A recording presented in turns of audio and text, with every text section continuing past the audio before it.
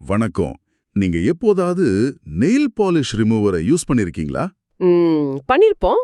அந்த பாட்டில திறந்ததும் ஒரு மாதிரி ஷார்ப்பா ஒரு வாசனை வருமே. அந்த அசிட்டோன் எப்படி அவ்வளோ சுலபமா நெயில் பாலிஷை கரைக்குதுன்னு யோசிச்சு பார்த்திருக்கீங்களா? இல்லனா பயாலஜி லேபுக்குள்ள நுழையும் போது நம்ம மூக்க தொலைக்கிற மாதிரி ஒரு நெடி வரும்ல. ஆமா ஆமா, ஃபார்மால்டிஹைட்னு சொல்லுவாங்களே அது. அதேதான். இந்த 2 கேள்விகளுக்கும் இன்னும் ஆர்கானிக் கெமிஸ்ட்ரியில வரப்போற பல கேள்விகளுக்கும் பதில் வந்து ஒரே ஒரு சின்ன ஆனா ரொம்ப சக்தி வாய்ந்த ஒரு குரூப் கிட்ட இருக்கு. அதுதான் கார்பனில் குரூப். கரெக்ட். ஆமா, இன்னைக்கு நாம உங்களுக்காக aldehydes, ketones and carboxylic acids யூனிட்ல இருந்து nomenclature and structure of the carbonyl group என்கிற தலைப்பை ரொம்ப ஆழமா அலச போறோம். இது ரொம்ப முக்கியமான டாபிக். ஆமா, இந்த சி டபுள் பாண்ட் குரூப்போட அமைப்பை நீங்க சரியா புரிஞ்சுக்கிட்டீங்கன்னா இந்த யூனிட்ல வர மத்த எல்லா ரியாக்ஷன்ஸையும் உங்களால ரொம்ப சுலபமா கணிக்க முடியும். சொல்லப்போனா இதுதான் இந்த முழு யூனிட்டுக்குமான ஒரு மாஸ்டர் கீ. வாங்க இத பத்தி விரிமா பேசலாம். நீங்க சொன்னது ரொம்ப சரி. இந்த கார்பனைல் குரூப்போட அமைப்பு பார்க்கறதுக்கு ரொம்ப எளிமையா ஒரு கார்பன் ஒரு ஆக்சிஜன் ரெண்டும் டபுள் பாண்ட்ல இணைஞ்சிருக்கு அவ்வளவுதான் தோணும். ஆமா, சி டபுள் பாண்ட் ஓ. ஆனா அந்த பாண்டுக்குள்ள ஒளிஞ்சிருக்கிற போலாரிட்டி, அதாவது அந்த மின்னோட்ட பகிர்வு தான் ஆல்டிஹைட்ஸ் மற்றும் கீட்டோன்ஸ் எப்படி நடந்துக்கும், எதனோட ரியாக்ட் ஆகுங்கிற எல்லாத்தையும் தீர்மானிக்குது. இன்னைக்கு நாம அந்த அடிப்படைய ரொம்ப தெளிவா புரிஞ்சுக்க போறோம். ஓகே, அப்போ ரொம்ப எளிமையா ஆரம்பிக்கலாம். கார்பனைல் குரூப் அப்படின்னா என்ன? சிம்பிளா சொல்லணும்னா ஒரு கார்பன் ஆட்டம் ஒரு ஆக்சிஜன் ஆட்டம் கூட டபுள் பாண்ட்ல இணைஞ்சிருந்தா அதை நாம கார்பனைல் குரூப்னு சொல்றோம். சுருக்கமா சி டபுள் பாண்ட் ஓ.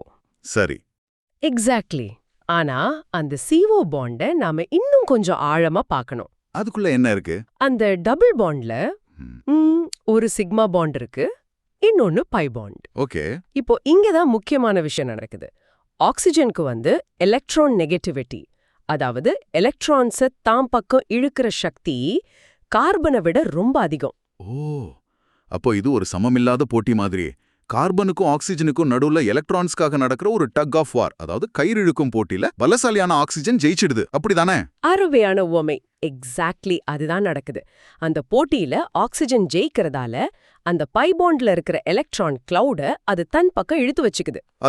இதனால ஆக்சிஜன் மேல ஒரு சின்ன பார்ஷியல் நெகட்டிவ் சார்ஜ் உருவாகுது.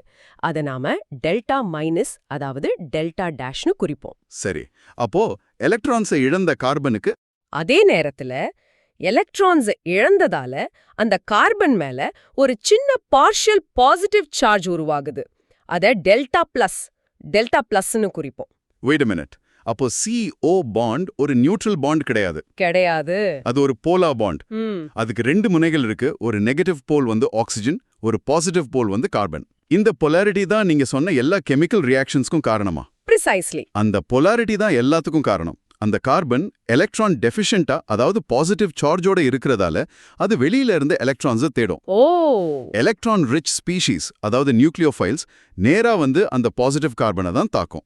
இந்த ஒரு விஷயத்தை புரிஞ்சுக்கிட்டா நியூக்ளியோஃபிலிக் அடிஷன் ரியாக்ஷன் ஏன் நடக்குதுங்கிறது உங்களுக்கு தெளிவா வழங்கிடும். சரி, இந்த அமைப்பு பத்தி பேசும்போது இதோட ஜியோமெட்ரி பத்தியும் சொல்லிரலாமே. இந்த கார்பனில் கார்பன் sp2 ஹைபிரிடைஸ்டா இருக்குமா? கரெக்ட். அந்த கார்பனைல் கார்பன்ஸ் sp2 ஹைபிரிடைசேஷன்ல இருக்கு.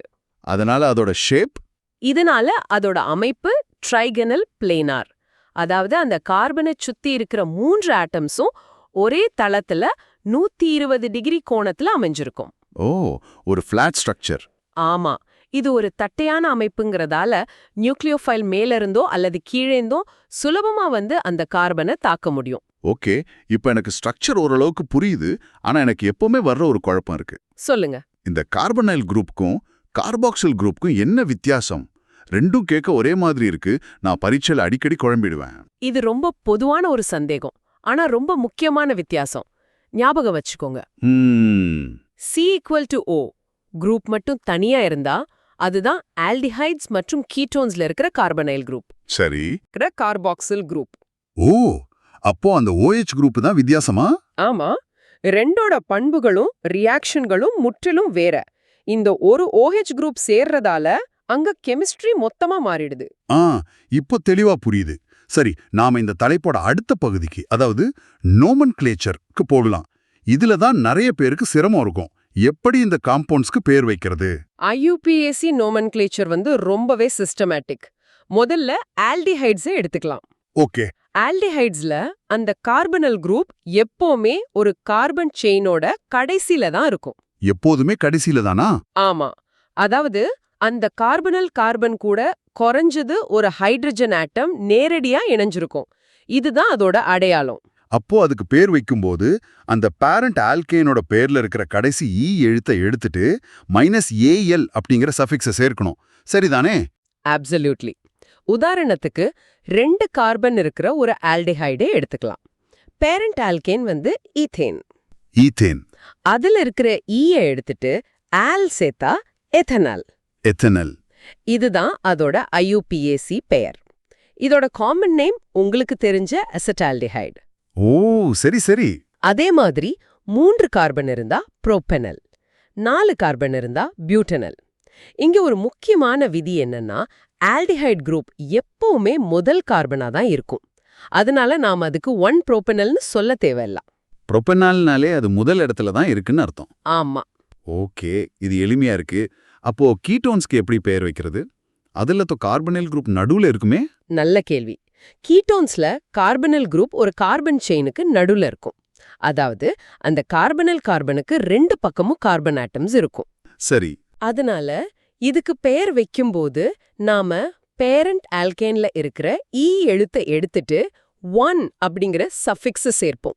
1 உதாரணத்துக்கு 3 கார்பன் இருக்கிற ஒரு கீட்டோன், அது புரோப்பனோனா? கரெக்ட். அதோட காமன் நேம் தான் அசிட்டோன், நம்ம நெயில் பாலிஷ் ரிமூவர். ஓ. இப்போ 4 கார்பன் இருந்தா அது பியூட்டனோன்.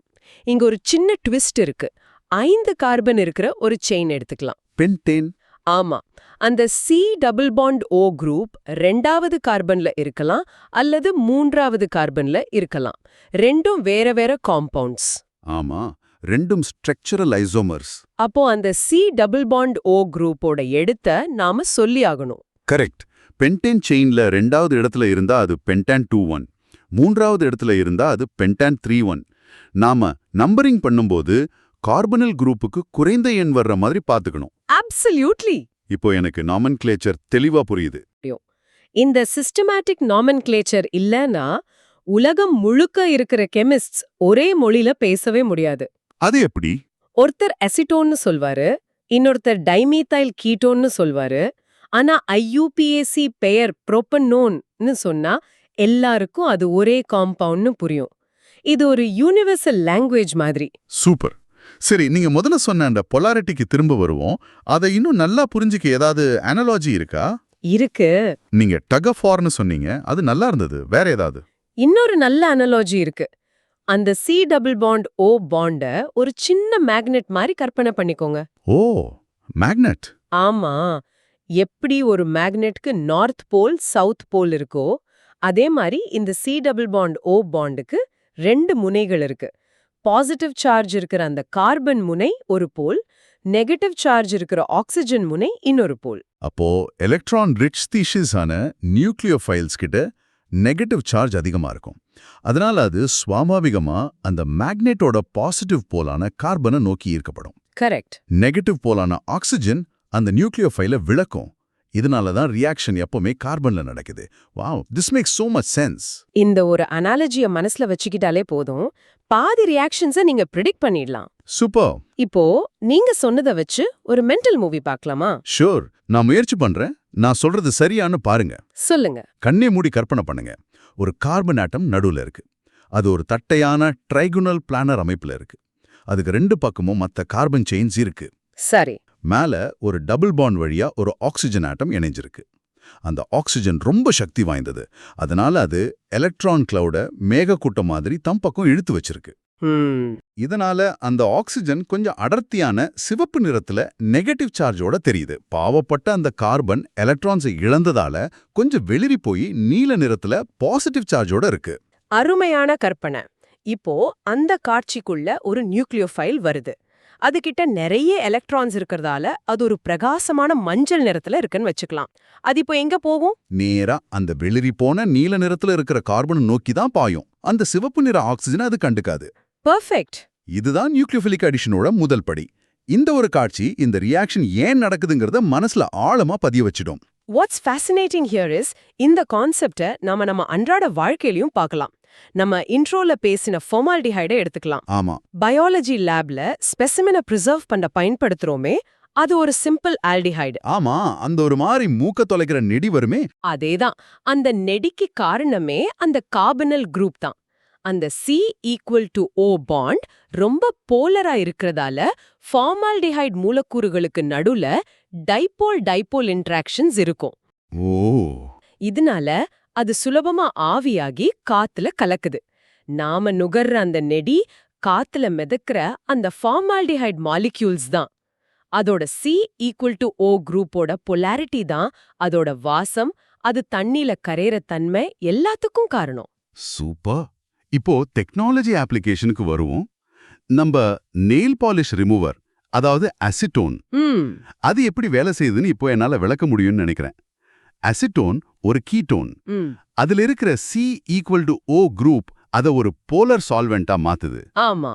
நெயில் பாலிஷ்ல இருக்கிற பாலிமர்ஸும் போலர் நேச்சரோட இருக்கும். லைக் டிசால்வ்ஸ் லைக் அப்படிங்கிற விதிப்படி இந்த போலர் அசிட்டோன் அந்த போலர் நெயில் பாலிஷை சுலபமா கரைச்சிருது. சரிதானே? பெர்ஃபெக்ட். அது மட்டும் இல்ல, அசிட்டோன்ல நான் போலர் ஹைட்ரோகார்பன் பகுதிகளும் இருக்கு. அதனால அது சில நான் போலர் காம்பவுண்ட்ஸையும் கரைக்கும். ஓ, அப்போ ரெண்டு வேலையும் பாக்குது. ஆமா. இந்த இரட்டை திறனால தான் அசிட்டோனை ஒரு மிகச் சிறந்த ஆர்கானிக் சால்வெண்ட்னு சொல்றோம். Okay, let's unpack a counter intuitive example. இது நிறைய பேருக்கு குழப்பம் தரக்கூடிய ஒரு விஷயம். சொல்லுங்க. ஆல்கீன்ஸ்ல C+C இருக்கு, கார்பனல் காம்பவுண்ட்ஸ்ல C+O இருக்கு. ரெண்டுமே டபுள் பாண்ட் தான். ஆமா. அப்போ ரெண்டும் ஒரே மாதிரி தானே ரியாக்ட் ஆகணும். ஆனா அப்படி ஆகாதுன்னு எனக்கு தெரியும். ஏன்? This raises an important question. பார்க்கறதுக்கு ஒரே மாதிரி இருந்தாலும் ரெண்டோட குணமும் முற்றிலும் வேற. C+C நான் போலர். ஏன் நான் போலார்? ஏன்னா ரெண்டு பக்கமும் இருக்கிறது கார்பன் தான். அங்க எலக்ட்ரோநெகட்டிவிட்டி வித்தியாசம் இல்ல. அதனால அங்க இருக்கிற பை எலக்ட்ரான்ஸ் எலக்ட்ரான் டெஃபிஷியன்ட் ஸ்பீஷீஸான எலக்ட்ரோஃபைல்ஸை தேடி போய் தாக்கும். இது எலக்ட்ரோஃபிலிக் அடிஷன். ஆனா COல நிலைமை தலைகீழ். ஆமா. அங்க ஆக்சிஜன் எலக்ட்ரான்ஸை இழுக்கிறதால carbon electron deficient delta plus ஆகிடுது. அதுவே ஒரு எலக்ட்ரோஃபைல் மாதிரி செயல்படுது. கரெக்ட். அதனால எலக்ட்ரான் ரிச் ஸ்பீஷீஸான நியூக்ளியோஃபைல்ஸ் அதை தாக்குது. இது நியூக்ளியோஃபிலிக் எடிஷன். வாவ்! அந்த ஒரு ஆக்சிஜன் ஆட்டமோட எலக்ட்ரோநெகட்டிவிட்டி மொத்த ரியாக்ஷன் மெக்கானிசமே மாத்திருது. எக்ஸாக்ட்லி. இந்த ஒரு பொலாரிட்டி வித்தியாசம் தான் எல்லாத்தையும் மாத்துது. இத நீங்க புரிஞ்சுக்கிட்டீங்கன்னா நீங்க வெறும் ஆல்டிஹைட்ஸ் அண்ட் கீட்டோன்ஸை மட்டும் படிக்கல. அப்போ வேற என்ன? நீங்க கிரிஞ்சார்ட் ரிஏஜென்ட்ஸ் எப்படி ரியாக்ட் ஆகும், எஸ்டரிஃபிகேஷன் எப்படி நடக்குது, ஆல்டால் காண்டன்சேஷனோட முதல் படி என்னன்னு இது எல்லாத்துக்கான மாஸ்டர் கீயே இப்போ உங்க கையில வச்சிருக்கீங்க. சூப்பர். அத்தனை ரியாக்ஷன்ஸோட கதவும் இந்த ஒரு CaO பொலாரிட்டிங்கிற சாவி மூலமா தான் திறக்கும். So what does this all mean for your exams? இவ்வளவு நேரம் பேசினதுல இருந்து பரீட்சைக்கு ஞாபகம் வச்சுக்க வேண்டிய சில முக்கியமான விஷயங்களை பார்க்கலாம். முதலாவது, கார்பனைல் குரூப் C+O வேற, கார்பாக்சிலிக் குரூப் COOH வேற. இந்த வித்தியாசத்தை தெளிவா புரிஞ்சுக்கோங்க. ஒரு OH குரூப்போட ஒப்புப்பு ஒரு கம்பவுண்ட ஆல்டிஹைட் கீட்டோன் குடும்பத்திலிருந்து கார்பாக்சிலிக் ஆசிட் குடும்பத்துக்கு மாத்திடும். ரெண்டாவது, ஆல்டிஹைட்ல கார்பனில் கார்பன் ஒரு செயினோட கடைசியில இருக்கும். அது கூட குறைஞ்சது ஒரு ஹைட்ரஜன் ஆட்டம் இணைஞ்சிருக்கும். ஆமா. ஆனா கீட்டோன்ல கார்பனில் கார்பன் செயினுக்கு நடுவுல இருக்கும். அது கூட ரெண்டு கார்பன் குரூப்ஸ் ஆல்கைல் ஆர் ஆரைல் இணைஞ்சிருக்கும். இதுதான் ரெண்டுக்குள்ள அடிப்படை அமைப்பு வித்தியாசம். மூணாவது, C+O போலாரா இருக்கு. ஏன்னா ஆக்சிஜனுக்கு கார்பனை விட எலக்ட்ரோநெகட்டிவிட்டி அதிகம். இந்த பொலாரிட்டி தான் கார்பனை ஒரு நியூக்ளியோஃபிலிக் அட்டாக்குக்கு இலக்காக்குது. இதுதான் இந்த யூனிட்ல வர்ற பெரும்பாலான ரியாக்ஷன்ஸ்க்கு அடிப்படை. நாலாவது, நோமென்க்ளேச்சர் விதிகள். ஆல்டிஹைட்ஸ்க்கு பெயர் வைக்கும்போது ஆல் சஃபிக்ஸ் உடனும் கீட்டோன்ஸ்க்கு ஓன் சஃபிக்ஸ் உடனும் முடியும். முக்கியமா கீட்டோன்ஸ்ல கார்பனில் குரூப்போட இடத்தை என்னால குறிக்கணுங்கிறத மறக்காதீங்க. உதாரணமா பென்டான் 2,1. சரி. கடைசியா இந்த பொலாரிட்டி பாய்லிங் பாயிண்ட் மாதிரி பிசிக்கல் ப்ராப்பர்ட்டிஸையும் பாதிக்கும். அது எப்படி? கார்பனில் காம்பவுண்ட்ஸ்க்கு கம்பேரபிள் மாலிகுலர் மாஸ் இருக்கிற நான் போலர் ஆல்கேன்ஸை விட பாய்லிங் பாயிண்ட் அதிகம். ஏன்னா இங்க டைபோல் அட்ராக்ஷன் இருக்கு. ஓ, ஆனா ஆல்கஹால்ஸை விட ஆனா ஆல்கஹால்ஸை விட பாய்லிங் பாயிண்ட் குறைவு. ஏன்னா ஆல்கஹால்ஸ்ல இன்டர்மாலிகுலர் ஹைட்ரஜன் பாண்டிங் இருக்கு. ஆனா ஆல்டிஹைட்ஸ் அண்ட் கீட்டோன்ஸ்ல அது இல்ல. எக்ஸலண்ட். இப்போ இந்த முழு விவாதத்தையும் சில வரிகள்ல சுருக்கமா பார்ப்போம். பார்க்கலாம். 1 கார்பனில் குரூப் அப்படிங்கிறது ஒரு polar C double bond O double bond. அதோட கார்பனுக்கு பார்ஷியல் பாசிட்டிவ் சார்ஜ், ஆக்சிஜனுக்கு பார்ஷியல் நெகட்டிவ் சார்ஜ். இதுதான் அதோட ரியாக்டிவிட்டிக்கு அடிப்படை காரணம். அத ஒரு மேக்னெட் மாதிரி ஞாபகம் வச்சுக்கோங்க. அதோட பாசிட்டிவ் கார்பன் முனை நியூக்ளியோஃபைல்ஸை ஈர்க்கும். இதுதான் நியூக்ளியோஃபிலிக் அடிஷன் ரியாக்ஷன்ஸ்க்கு வழிவகுக்குது. 3 நம்ம அன்றாட வாழ்க்கையில ஆசிட்டோன் நெயில் பாலிஷ் ரிமூவரா பயன்படுறதுக்கு காரணம் அதோட C=O பொலாரிட்டியும் அது ஒரு சிறந்த போலார் சால்வெண்டா செயல்படுறது தான். 4 எக்ஸாம்ஸ்க்கு ஆல்டிஹைட்ஸ்னா C=O கடைசியில இருக்கும் -Al சஃபிக்ஸ், கீட்டோன்ஸ்னா நடுவுல இருக்கும் -ONE சஃபிக்ஸ்னு ஞாபகம் வச்சுக்கோங்க. இதனால carbonyl compounds C double bond C bonds மாதிரி எலக்ட்ரோஃபிலிக் அடிஷனுக்கு போகாம நியூக்ளியோஃபிலிக் அடிஷன் ரியாக்ஷன்ஸுக்கு உள்ளாகும். இந்த ஒரு சின்ன C=O டபுள் பாண்டுக்குள்ள எவ்வளோ விஷயம் இருக்கு பாத்தீங்களா? இந்த ஒரு கான்செப்டை சரியா புரிஞ்சுக்கிட்டா இந்த முழு யூனிட்டும் உங்களுக்கு ரொம்ப சுலபமா ஆகிடும். ஆமா, இன்னைக்கு நாம இந்த C= குரூப்போட பொலாரிட்டி பத்தி பார்த்தோம். இப்போ உங்களுக்கு ஒரு சின்ன சிந்தனை. சொல்லுங்க. நாம அந்த கார்பன் கூட ஒரு ஆல்கைல் குரூப்க்கு பதிலா குளோரின் மாதிரி இன்னும் அதிகமா எலக்ட்ரானை இழுக்கக்கூடிய ஒரு குரூப்பை இணைச்சா என்ன ஆகும்? யோசிச்சு பாருங்க. அந்த கார்பனோட பாசிட்டிவ் சார்ஜ் இன்னும் அதிகமாகுமா இல்ல குறையுமா? அதோட ரியாக்டிவிட்டி எப்படி மாறும்? இத பத்தி நீங்க இந்த யூனிட்ல அடுத்தடுத்து படிக்கும்போது உங்களுக்கே விடை கிடைக்கும்.